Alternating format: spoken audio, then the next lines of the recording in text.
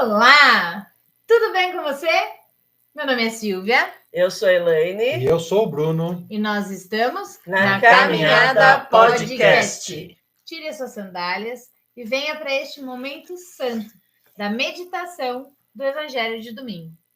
E neste domingo, o Evangelho será João 20, de 19 a 31. Aparições aos discípulos.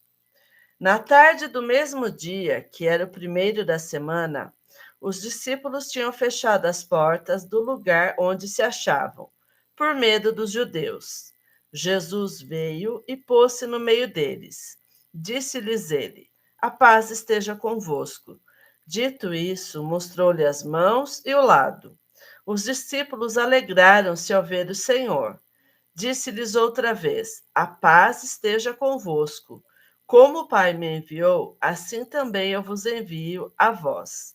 Depois dessas palavras, soprou sobre eles, dizendo-lhes: recebei o Espírito Santo. Aqueles a quem perdoardes os pecados, lhes serão perdoados. Aqueles a quem os retiverdes, lhes serão retidos. Tomé, um dos 12, chamado Dídimo, não estava com eles quando veio Jesus. Os outros discípulos disseram-lhe: vimos o Senhor. Mas ele replicou-lhes: se não vi nas suas mãos o sinal dos pregos, e não puser o meu dedo no lugar dos pregos, e não introduzir a minha mão no seu lado, não acreditarei. 8 dias depois, estavam os seus discípulos outra vez no mesmo lugar, e Tomé com eles. Estando trancadas as portas, veio Jesus, pôs-se no meio deles e disse: a paz esteja convosco. Depois disse a Tomé: introduz aqui o teu dedo e vê as minhas mãos. Põe a tua mão no meu lado. Não sejas incrédulo, mas homem de fé. Respondeu-lhe Tomé: meu Senhor e meu Deus. Disse-lhe Jesus: creste porque me viste. Felizes aqueles que creem sem ter visto. Fez Jesus, na presença de seus discípulos, ainda muitos outros milagres que não estão escritos neste livro, mas estes foram escritos para que creiais que Jesus é o Cristo, o Filho de Deus, e para que, crendo, tenhais a vida em seu nome. Palavra da salvação. Glória a vós, Senhor. Esse texto é clássico para o ano C.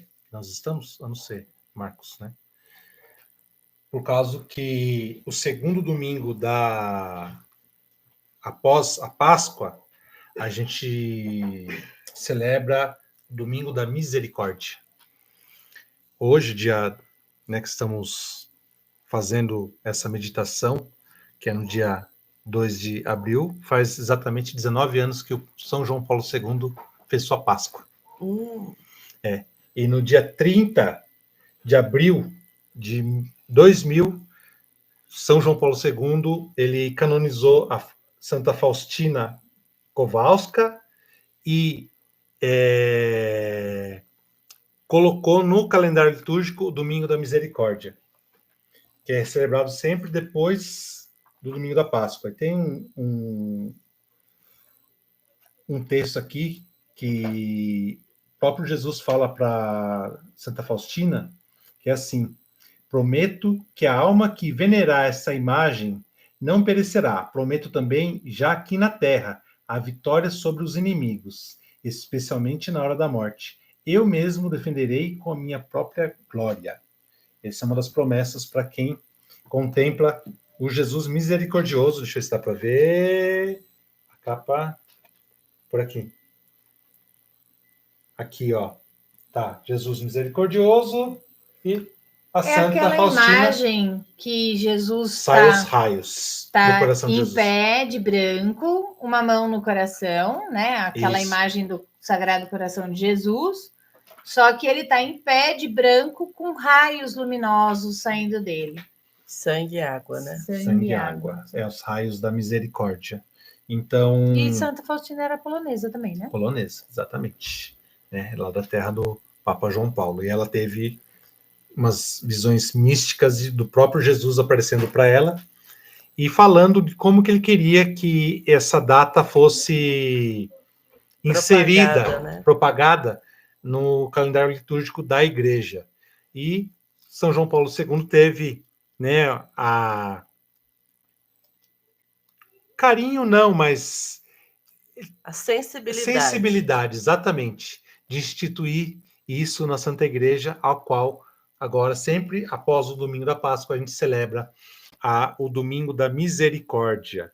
Então, que a gente possa sempre estar buscando esse Jesus misericordioso, porque no próprio Diário de Santo Faustino ele fala: a minha misericórdia está presente em todo momento enquanto em vida na terra, porque após a sua Páscoa, a sua passagem, vocês vão encontrar o justo juiz. Então, a gente tem que sempre estar buscando a misericórdia aqui. Depois que fechar os olhos, é juiz. É justiça. Justiça. E meditando o texto do Evangelho desse domingo, a gente vai ver Jesus aparecendo para os seus discípulos. E um fato muito interessante, que Jesus antecipa o Pentecoste para os 12. Sim. Entendeu? 8 dias. Fiquei pensando nisso, porque depois tem um momento do Pentecostes, né? Exatamente. E aí eu falei, nossa, mas aqui ele já soprou o Espírito Santo sobre os 12. E aí eu fiquei pensando justamente isso, ele antecipou, né? Penso comigo, isso é uma coisa minha. Ele demorou 8 dias para aparecer para os 12 de uma vez, como está aí na Escritura. Isso teve Emaús, né? Antes dessa Sim, aparição. mas para os 12 juntos? Juntos, não. Né? Ele fala que apareceu aí na primeira semana, na segunda semana, né? Como está na leitura que nós fizemos hoje. Eu vejo que ele viu, durante essa semana, o medo deles. Porque a própria leitura fala que eles estavam fechados, trancados, com medo dos judeus. Sim. Então, ele antecipa o Pentecoste para esses 12. Para encorajar. Né? Para encorajar. Sim. Porque, na verdade, não são 12, são 11, né? É. O Tomé não estava ali. Mas essa... Nem Judas. Nem Judas. São então, 10. assim, no primeiro encontro era 10 e no segundo 11. Sim. Que ali não tinha elegido ainda Matias, né? Matias é eleito mais para frente. É mais na frente. Então, corrigindo, teriam 10. No primeiro encontro, viu que estava com medo. E depois 11, que daí Tomé estava junto. Agora fala para mim, por que Tomé não estava lá? Sendo que, se a gente pegar a leitura de domingo, Jesus fala para Maria: vai lá e fala para os discípulos se reunirem, que eu vou aparecer para eles. Em Jerusalém. Por que não apareceu? Por que não estava lá? Por quê? Por quê? Por quê? Hã? Fala para nós. Por quê? Acontece. Isso aí fala um pouco... na tradição, não sei agora lembra qual santo que fala, mas ele fala assim que Tomé ele era muito afobado. Ele sempre estava querendo correr, fazer várias coisas ao mesmo tempo. Então, a maioria das vezes ele não estava em reunião junto com os 12. Outra pessoa que fazia isso, Judas. Tanto que ele aparece na Santa Ceia e todo mundo perguntando quem que vai trair, quem que vai trair. E daí Jesus fala, aquele que pôr a mão no pão. E o bobão vai lá e põe a mão no pão. Porque não estava prestando atenção. Não estava prestando atenção. Ou não estava no ele momento não estava em depois. comunhão com os 12. E Tomé não estava também. Tanto que tem mais para frente, na Assunção de Nossa Senhora, quando Nossa Senhora é assunta ao céu, Tomé não estava no meio. Isso é uma tradição já não está na Bíblia, mas é uma tradição, né, dos padres da igreja. Daí tem a igreja da Assunção, que Nossa Senhora desce e dá a fita que ela amarrava na cintura para Tomé, para ele crer que ela foi assunta ao céu. Isso é uma relíquia, está na igreja. Legal. Não sabia disso também, não. Tem. O que me sempre vem à mente quando eu lembro disso é aquela música, né? Felizes aqueles que creem sempre. Porque deles é o reino dos céus. Porque que Jesus vivo está. Porque assim, eu fico pensando, qual seria a nossa reação? Né? Eu sempre me faço essa pergunta, se Jesus aparecesse hoje, do jeito que ele era, né, revolucionário, do jeito que ele era Revolucionário não. Revolucionário que eles queriam que fosse. Não, ele não era o revolucionário político que eles gostariam que ele fosse. Sim. Mas ele era o revolucionário que andava com os pecadores, que comia com as mulheres, ele fazia tudo o contrário, né? Sim, sim. Do que... Ele não era legalista. Isso. E daí, quando eu me pergunto, né, se eu encontrar com Jesus hoje, eu vou ser a pessoa que vai falar, cadê os pregos? Ou eu vou realmente cair de joelho e falar assim, eis-me aqui, né? Eu acho, nós seríamos os discípulos de Emaús. Jesus estava do nosso lado, andando conosco, e a gente não perceberia, só ia enxergar quando ele partisse o pão. Ou que nem Maria Madalena, né? Que vai lá no túmulo, Jesus fala com ela acha que ele é o jardineiro, mas daí quando ele chama ela pelo nome, aí toca no coração, e aí ela percebe que é o mestre. E uma coisa que... Mas essa do jardineiro tem uma teologia tão profunda nisso aí, que é fantástico. Por que o Jesus foi enterrado num jardim? Você já me explicou, mas eu não gravei. Por quê? O pecado aconteceu dentro de um jardim. Então, a redenção teria que acontecer no jardim. E quem que era o jardineiro supremo, premium? Deus. E por que Maria confunde com um jardineiro? Por quê? Porque através da mulher entrou o pecado. E ela quando o pecado, você vedou seus olhos. Vedou seus olhos, né? Cegou seus olhos. Então, ela só vê um simples homem, mas quando Jesus fala, e ele reporta ao bom pastor, as ovelhas escutam a minha voz, e quando ela reconhece a voz do pastor, daí ela fala, Rabone, que quer dizer mestre, e aí ela reconhece no jardim. Então, no jardim entrou o pecado através da mulher, e no jardim, a mulher reconhece também a salvação, que é o próprio Deus, que é como um jardineiro. E uma coisa que eu nunca tinha prestado atenção e hoje, né, escutei numa leitura, ou se foi ontem, enfim, que ela relata que haviam anjos. Ontem. E daí ela reconhece o jardineiro. Então, ela também tinha essa proximidade de oração, né? Sim. Esse contato para entender o que era místico, o que não era de carne e osso, sim, e ver Jesus ressuscitado de carne e osso, né? E quando ele chama ela pelo nome, ela reconhece que ele está vivo, né? Não reconheceu ele porque buscava ele entre os mortos. E daí, quando ele fala com ela percebe que mesmo sendo homem, ele já não é mais deste mundo. Sim, né? Sim.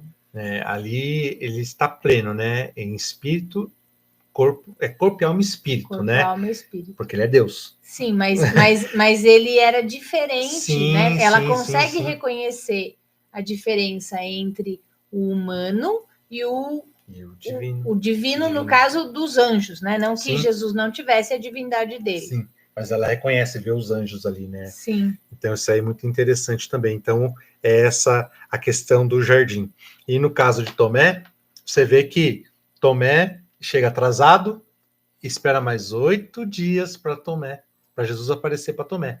E daí Tomé leva na orelha, né? Toma tua merenda, Tomé. Né? Onde fala aqui, né? E aí, ó, cheguei aqui, ó, vai, ó, vê minha mão, põe o dedo, coloca o dedinho, mas feliz é aquele que crê sem me ver. Que somos nós, né? Que cremos sem ter visto. O desejo de Deus é que sejamos nós. Sim. O meu desejo é que eu esteja nessa galera aí também. Né? Sim. Então, mas aí Jesus, né, vai mais além. Você me viu e você creu. Agora, imagine aquele que não me viu e crê mesmo assim. Então, imagine o quão gratificante quando me vê face a face plenamente, quando fizer a sua passagem, a sua Páscoa, né? Daí vem cá fala, né? Meu Senhor e meu Deus.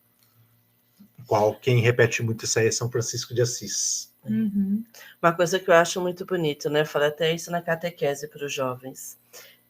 Imagina aqui, né? Jesus morreu, aí passou-se os 3 dias, ele ressuscitou, e aí como que estava a cabeça desses discípulos, né? Desses apóstolos? Estava uma confusão só, né? Tentando juntar todas as profecias, tudo, né? O que ele falava, com o que estava acontecendo, com o que ainda ia acontecer. E aí eu vejo, né? Que ainda ele ficou 40 dias com eles, né? Imagina a doutrina que ele não passou, os ensinamentos que ele não passou para esses apóstolos, para preparar eles para darem continuidade, né, em tudo que ele veio aqui e ensinou, né? Agora é com vocês. Até aqui eu já cumpri minha missão. Agora eu vou estar com vocês em espírito, né? Que é o Espírito Santo, mas agora é vocês que vão dar continuidade em tudo isso. Acredito eu que esses 40 dias foi toda a explicação da Escritura, foi toda a teologia da Escritura, que eles não entendiam. Quanta profundidade, é isso, né? Que eu quero dizer, quanta profundidade. Porque quantas vezes me perguntavam assim, mas o que o senhor quis dizer com aquilo, com aquilo? Jesus falava, mas talvez eles, como eles não tinham o Espírito Santo ainda, eles não tinham pleno entendimento de tudo aquilo. E depois que Jesus assopra o Espírito, tanto que a gente vai ver aqui que, segundo depois do Concílio de Trento, o concílio entende que quando Jesus fala a quem perdoares serão perdoados, e aqueles que reter será retido. A não perdoar será retido. O sacramento da reconciliação é colocado aqui após a ressurreição, quando Jesus dá autoridade para eles. Como, ó. Isso para mim sempre foi muito claro. Né? Mas daí a gente vê. Mas para muitos não é, ainda hoje. Tem muitos, agora não, mas antigamente, quando a pessoa ali, o diácono era ordenado padre, ele não tinha o sacramento da confissão ainda, da reconciliação. Ele era recebido depois, um tempo depois. Então ele não podia, acabou de receber a ordem, eu posso sair confessando. Não. O bispo segurava um tempo, porque tinha que fazer uma preparação para poder fazer esse sacramento. Hoje em dia não, já faz tudo nesse período de 8, 10 anos, dependendo da ordem religiosa. Eles têm, né, vamos dizer uma matéria, mas tem própria, uma disciplina própria para saber. Tem tudo uma psicologia, atender, né, como para dar o conselho, tudo. O padre falou para nós, né? E a maioria deles, né, ainda faz a psicologia depois. Quem não fez, eu até acredito que a filosofia seja por conta disso, porque você pode fazer atendimento filosófico. Né? Existe consultório, eu tenho um professor que ele era meu orientador, e a formação dele é filosofia.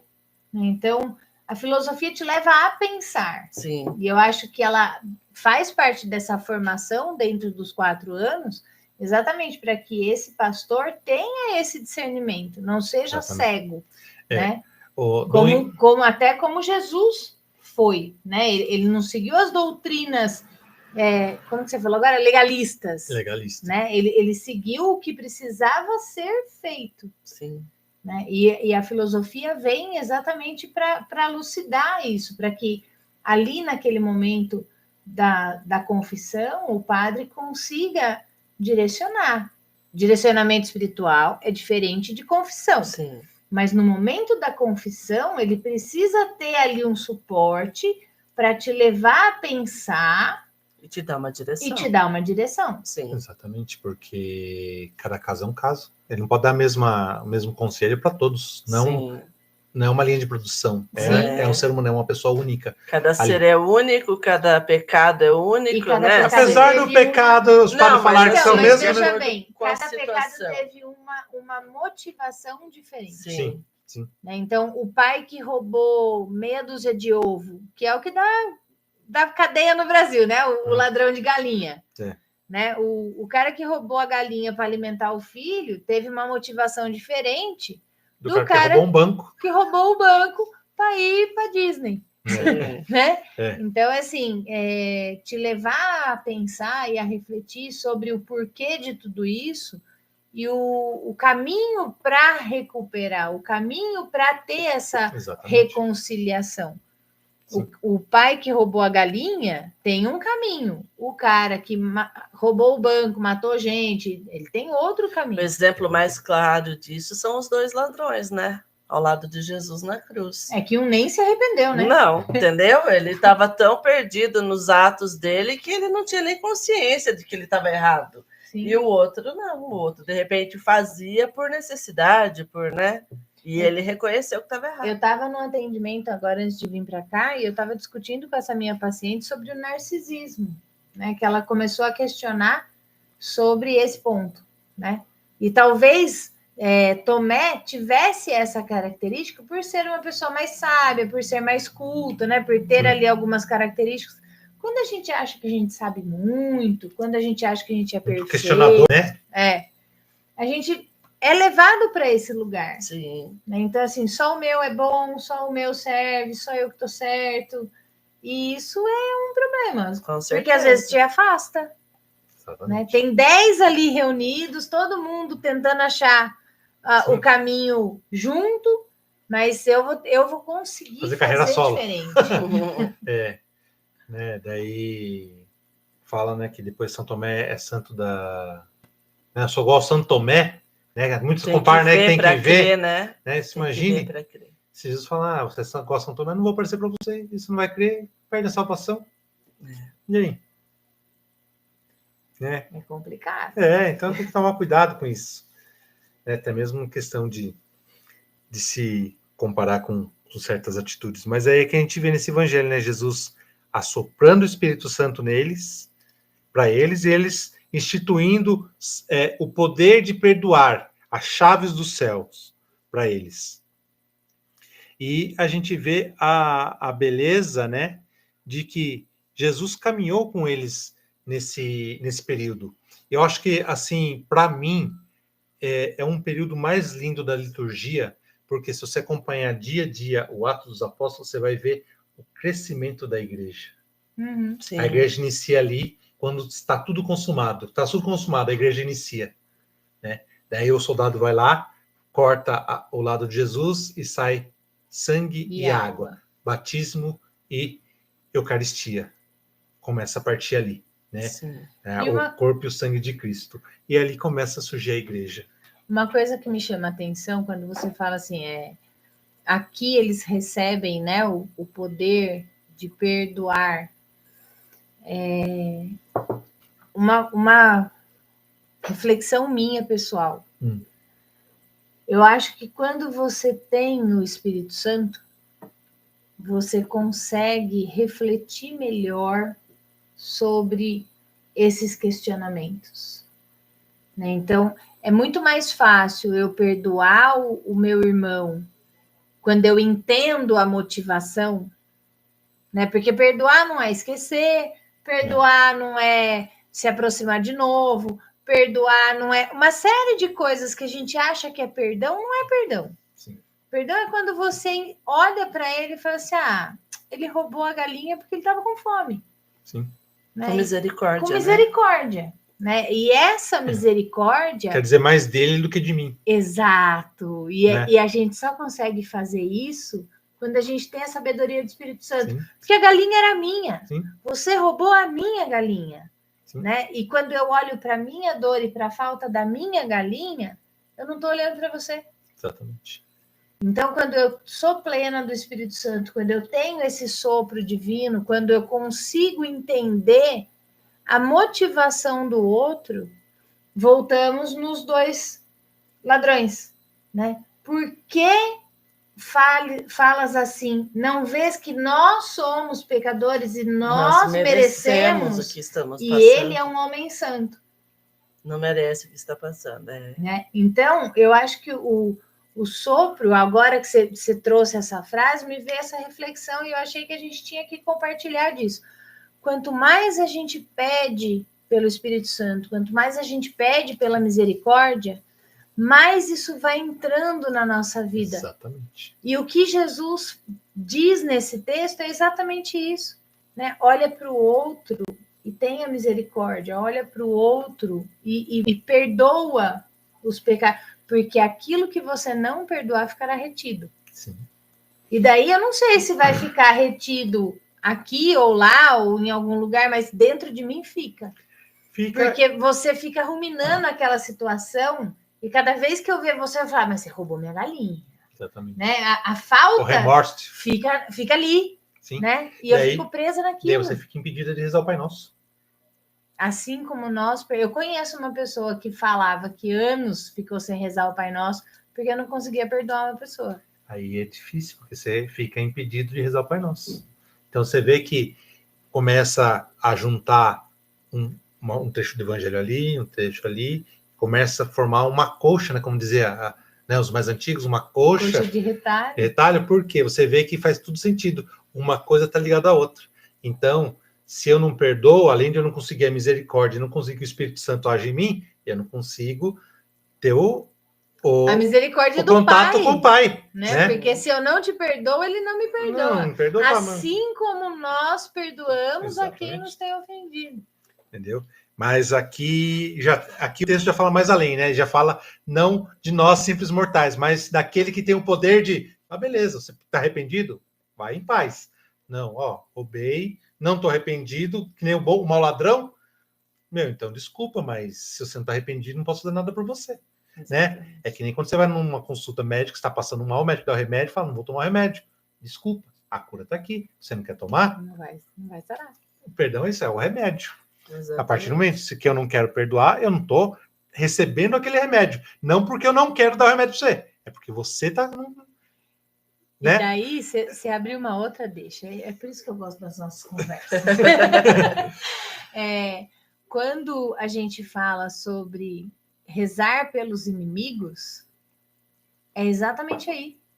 Exatamente. Né? Quando eu percebo que você está arrependido, eu consigo te perdoar muito mais fácil. Eu consigo entender o porquê você fez tudo isso e te levar para um caminho onde você também consiga a sua conversão. Sim.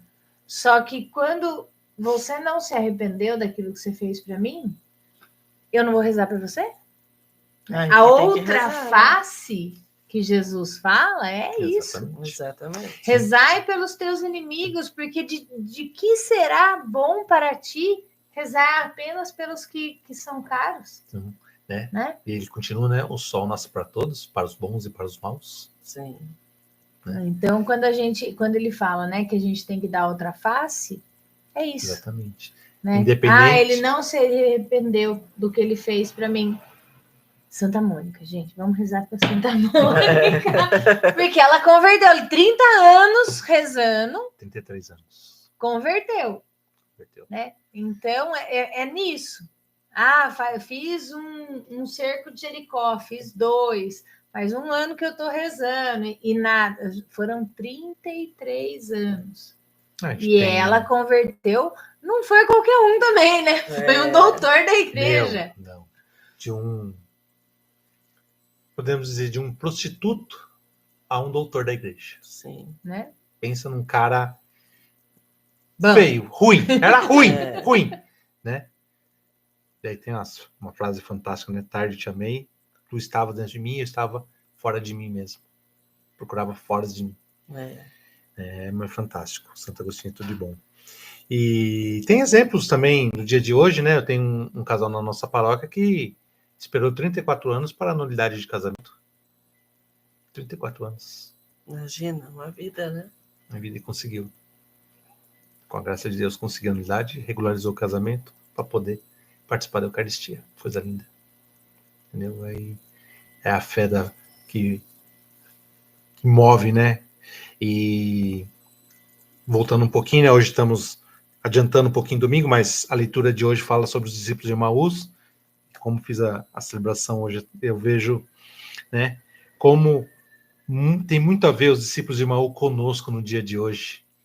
Né? E se a gente analisar, né, a leitura dos discípulos de Emaús, tem muita coisa a ver com isso aqui também, porque Jesus está no meio deles, eles não percebem, mas Jesus vai explicando desde o Antigo Testamento como que seria o plano de salvação de Deus para eles, e eles percebem ao partir o pão. Então, se a gente analisar o texto mais assim minuciosamente, a gente vai ver que o próprio Cristo fez uma celebração eucarística para os dois. Sim. Onde começou na mesa da palavra e terminou na mesa da Eucaristia. A riqueza da nossa igreja. Sim, Que lindo e isso. hoje, e daí, olha a ficha que me caiu hoje, fazendo Evangelho do Dia, quando eu me dei conta de que a leitura dos 7 evangelhos lá que teve durante a Semana Santa, que o padre ainda falou, olha, são 7... Mas São 7 leituras, não é evangelho. 7 7 leituras, evangelho é um só. São essas leituras. Sim, sim. E assim, não vou falar quantos anos faz que eu acompanho. Né, são mais de 40 anos acompanhando a Páscoa, Sim. escutando essa leitura. Então, perceba, Bruno, quantas vezes a gente escutou e não ouviu. Exatamente. Né? Então, é outra frase que me chama a atenção, porque em vários evangelhos, de novo, né? As falas de Jesus me tocam. Quando é Paulo que fala é bonito, quando é Pedro que fala é bonito, mas as falas de Jesus me acendem um alerta. Para quem tiver ouvidos, ouça. Hoje, no evangelho do dia de hoje, eu me dei conta das 7 leituras que eu escutei no final, né, no Tríduo Pascal, eram toda a estrutura da salvação. Exatamente. A história Então, da salvação. Sábado Santo eu estava lá, eu estava prestando atenção, eu estava entregue, mas olha que legal, começou lá no Éden, olha, passou por Noé. Eu fui acompanhando. Sim. Mas não me caiu a ficha de que era toda a preparação para a salvação, para a salvação. Cristo, né? Se a gente vê, né? Tanto que a gente vê como que é lindo que a gente entra na Santa Missa tudo escuro, né? Falando, né? O mundo era escuro, era disforme e vai se formando, acende a luz, mas você vê o altar tudo apagado ainda, né? Após a sexta leitura, a quinta leitura, daí se canta o glória, acende as velas do altar, né? Outros tempos anteriores vinha com os vasos de flores, colocava a mesa sobre o altar, né? Daí canta o glória, com aquele glória mais festivo, tudo. Aí começa a liturgia eucarística, porque Cristo está aí no nosso meio. Sim. Né? Sim. Você vê, né? E como é lindo isso aí, quando a gente começa a entender por de trás dos bastidores, né? Quando a gente começa a aprofundar mais no texto, porque se a gente ficar preso só no dia do rito, quebra a sequência. Mas se você tem um acompanhamento diário, você começa a ver e a perceber, principalmente agora, nesses 50 dias, né? 40 dias após a Páscoa, a gente vai ver como que surgiu a igreja, vai ver passo a passo como as dificuldades que tiveram, como que as pessoas começaram a se converter, sair do judaísmo e ir para o catolicismo, né, para o cristianismo na época, o catolicismo, a palavra catolicismo começa a surgir no século II, né, por volta de 192 depois de Cristo, que é Santo Inácio, fugiu o nome. Não é Inácio Loyola. Não é Inácio Loyola, que é século XV. São Gregório Magno? Não. Enfim. Santo Inácio de Antioquia. No século II, que ele fala onde está o bispo, está a Igreja Católica. Então, toda vez que tem a presença do bispo, aí está a Igreja Católica. Uma frase dele. Que surgiu a primeira vez que sai a palavra católica. Mas aí a gente começa a ver... universal. Para que todos saibam, né? Católico quer dizer mas não é universal no mundo para inteiro. Todos. Não. Onde está a plenitude da salvação. Sim, universal, católico. Sim. Mas ela quer dizer que a salvação é para todos. Sim, mas eu pensava assim também, mas daí um bispo falou, quando fala universal, quer dizer, está a plenitude dos sacramentos, a única igreja que tem todos os sacramentos, né, pleno. E daí a gente começa a ver também que, além dos judeus convertendo para o cristianismo, os gentios também começam a procurar os apóstolos. Paulo vai fazer um grande serviço de evangelização, que a gente vai ver nos próximos dias aí, e a gente começa a ver a igreja se erguer. Como é lindo isso aí, essa parte do tempo pascal é fantástico, que faz a gente se apaixonar mais pela igreja, faz a gente ver que, meu Deus, eu faço parte do corpo místico da igreja. Corpo místico, isso aí. Eu quero ser a pessoa que vai reconhecer os anjos, que vai reconhecer Jesus e vai acreditar sem precisar colocar o dedo.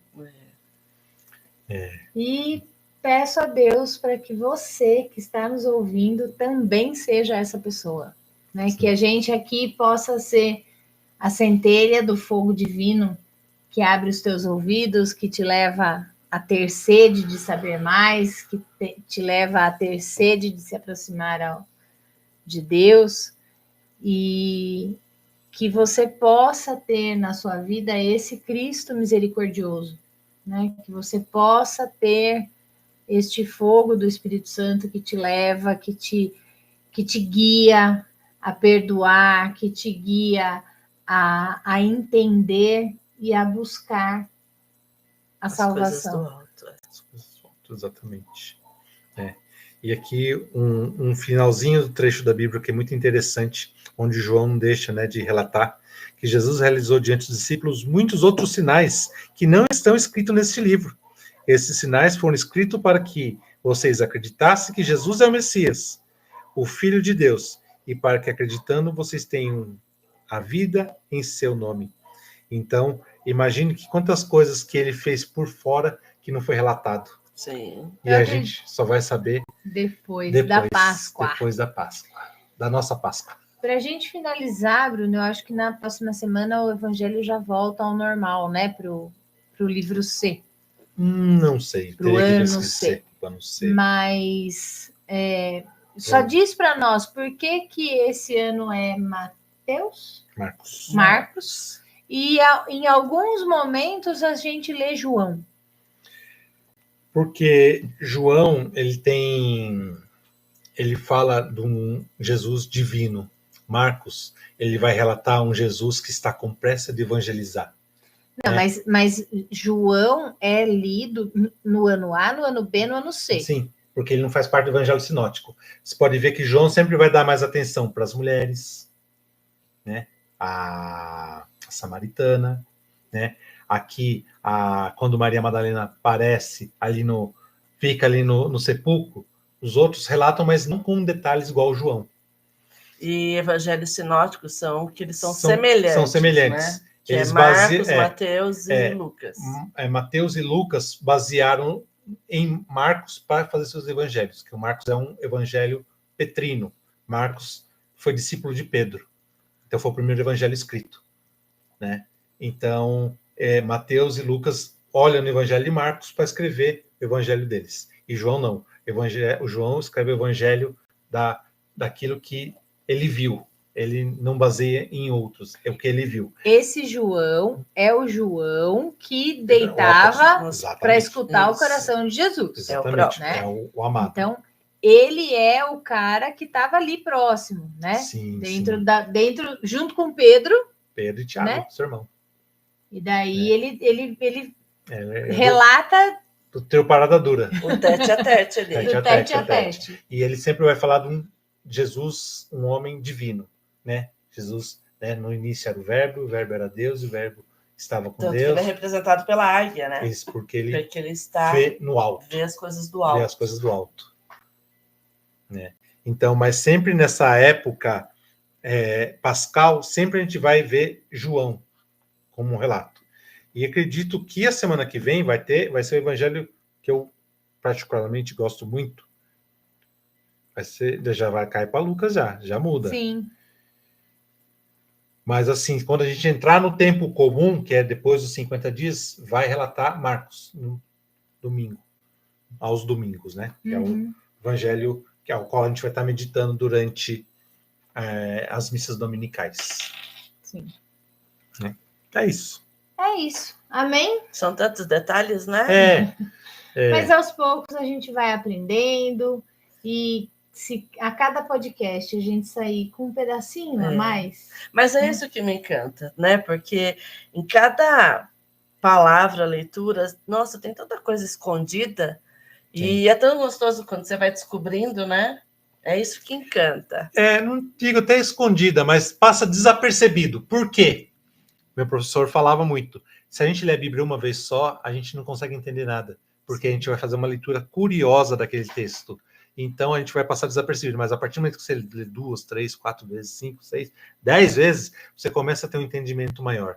Ele fala assim que a leitura da Bíblia é como um começo de namoro. Quando você começa a namorar, você não conhece a sua namorada ou o seu namorado no primeiro dia. Sim. Mas você conviver no dia a dia, você vai tendo A conhecimento. Intimidade vai revelando as pessoas. Mas daí eu te digo, como terapeuta, que isso é em tudo. Sim. Né? Se você pegar um livro que você leu na sua infância, hoje, a sua visão de mundo traz uma leitura diferente. Com certeza. Né? Então, lá no começo, você se prendeu num personagem, hoje você vai ver outro. É outro. Né? E assim é. Então, eu espero que... E essa é a beleza das coisas, não é? Sim. Você poder sempre estar olhando detalhes diferentes. E aqui somos 3 pessoas com vivências diferentes, com olhares diferentes, trazendo para você as nossas visões, para que você possa ter a sua. Exatamente. Lembrando que a Bíblia é a palavra de Deus, onde Deus conversa através da palavra. Então, cada vez que você lê o mesmo texto, você tem um significado diferente, porque Deus revela coisas diferentes para você. É isso aí. Certo. Uma ótima semana, que Deus te abençoe e até o próximo podcast. Até mais, Até mais. gente. Tchau. Tchau, tchau. Tchau, tchau.